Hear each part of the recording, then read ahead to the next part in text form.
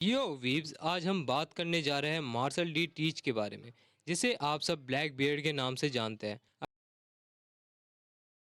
अगर मैं ये कहूँ कि ब्लैक बियर्ड वन पीस के स्मार्टेस्ट कैरेक्टर में से आता है तो ये गलत नहीं होगा।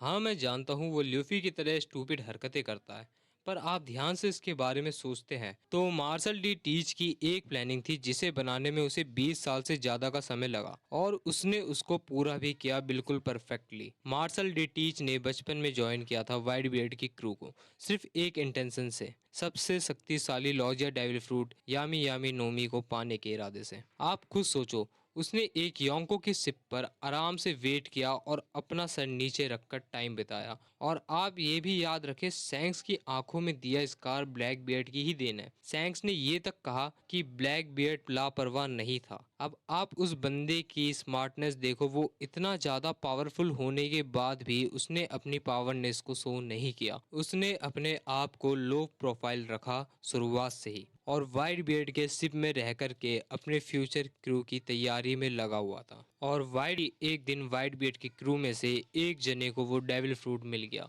जिसे ब्लैक बियर्ड इतने टाइम से ढूंढ रहा था, और उसने मौका देख के अपने 20 साल से ज्यादा पुराने साथी को मार डाला और डेविल फ्रूट खा के उसने वाइट बियर्ड का क्रू छोड़ दिया। इस बंदे की पेशेंस को अप्रिशिएट करना होगा। टीच हमेशा से ल्यूफी की तरह लक पे भरोसा करता है कि वो उसके लिए रास्ता ढूंढ देगी, लेकिन उसकी अगली प्लानिंग का स्टेज और भी इम्प्रेसिव था। टीच को उसका डेविल फ्रूट मिलते ही वो वन पीस के लिए जा रहा था। उसके लिए उसको एक योंको बनना था, काइडो और बिग मॉम से लड़ने लायक एक क्रू बनानी थी जो उन्हें हरा सके। पर उसके सामने डिफिकल्टी थी कि मरीन से बचकर सेफ प्लेस पर कैसे पहुंचे। तो उसने वर्ल्ड गवर्नमेंट के साथ रिलेशनशिप बनाने का सोचा, पर वर्ल्ड गवर्नमेंट से रिलेशन बनाने के लिए वो ल्यूफी को पकड़कर उन्हें देने के बारे में सोचता है। ल्यूफी उसी की तरह खास है जिसे ब्लैक बियर्ड अच्छी तरह से जानता था, पर वो ल्यूफी को पकड़ने में अनसक्सेसफुल रहता है ल्यूफी के लक के कारण। पर उसे बाद में दूसरा सॉल्यूशन मिल जाता है। आपको पता होगा मैं किस बारे में बात कर रहा हूँ। उसने एज को मरीन के हवाले कर दिया, और एज को मरीन को सौंपने का एक रीजन ये भी था कि उसकी नज़र सबसे स्ट्रॉन्ग पैरामीसिया वाइट बियर्ड के गुरा गुरा नोमी पर भी थी।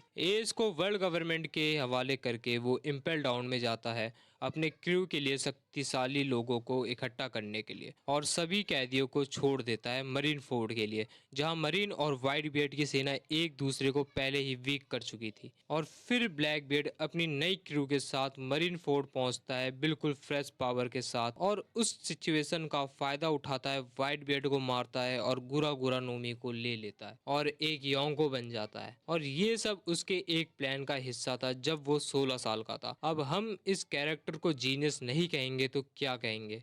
आज की वीडियो में बस इतना ही। अगली वीडियो में मैं ब्लैक बियर्ड के ऊपर बनी थ्योरी कवर करूंगा कि वो कैसे दो डेविल फ्रूट को कंज्यूम कर सकता है और तीसरे की तलाश में है। सायोनारा ओताकुस।